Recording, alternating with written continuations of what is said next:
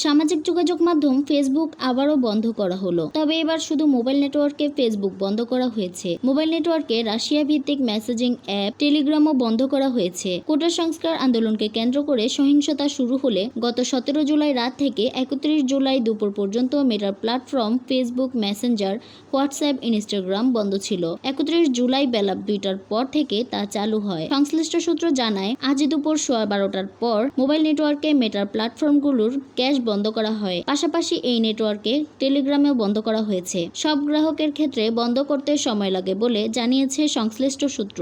সংশ্লিষ্টরা বলেছেন, গতকাল বৃহস্পতিবার রাত থেকে দেশে ইন্টারনেটের গতি স্বাভাবিক হচ্ছিল। দেশে মোবাইল ইন্টারনেট ব্যবহারকারী 12 কোটির বেশি। ফেসবুক মোবাইল ডেটায় বন্ধ থাকলে আবার ভিপিএন এর ব্যবহার বাড়বে এবং তা ইন্টারনেটের গতির উপর প্রভাব ফেলবে। 17 জুলাই রাত থেকে মোবাইল ইন্টারনেট এবং 18 জুলাই রাতে ব্রডব্যান্ড ইন্টারনেট বন্ধ হয়ে যায়। 5 দিন পর 23 জুলাই ব্রডব্যান্ড ইন্টারনেট সংযোগ সীমিত পরিসরে ফেরে। 10 দিন পর 28 জুলাই মোবাইল ইন্টারনেট চালু হয়েছে, কিন্তু বন্ধ ছিল মেটার প্ল্যাটফর্ম ফেসবুক, মেসেঞ্জার, হোয়াটসঅ্যাপ ও ইনস্টাগ্রাম। এছাড়া টিকটকও বন্ধ রাখা হয়। অন্যদিকে ব্রডব্যান্ড সংযোগে ইউটিউব চালু থাকলেও মোবাইল ডেটায় তা বন্ধ ছিল।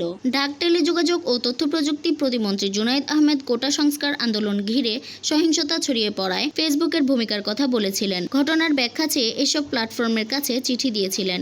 তিনি 31 জুলাই ফেসবুকের সঙ্গে অনলাইনে বৈঠক করেন। ইউটিউব ইমেইলে ব্যাখ্যা দেয় এবং টিকটকের প্রতিনিধি সেদিন হাজির হয়েই ব্যাখ্যা দেয়। আন্দোলনের মধ্যে সরকার ফেসবুক, টিকটক, ইউটিউবের কাছে কন্টেন্ট সরানোর অনুরোধ করেছিল।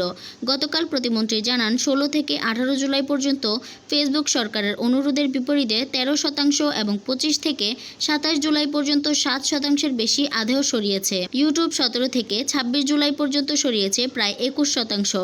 টিকটক সরিয়েছে প্রায় 68%।